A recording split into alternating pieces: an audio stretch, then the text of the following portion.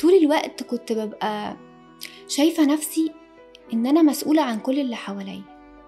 ده عنده مشكلة لازم أجري أحلها، ده مش فاهمني صح فلازم أروح أبرر له، لأ أنا مش قصدي كده، أنا عملت الموقف الفلاني عشان أنت عملت كده.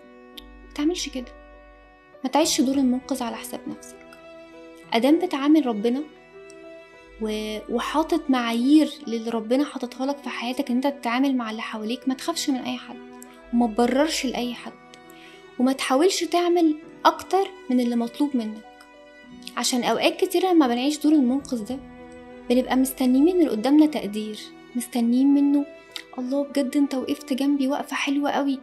فلما بتلاقيش رد الفعل ده منه انت بتحس ان انت اتخذلت. هو ليه ما ادانيش رد الفعل اللي انا كنت متوقعه منه؟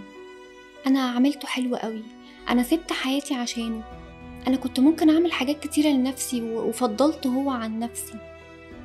عشان كده مش مطلوب منك تعيش دور المنقذ.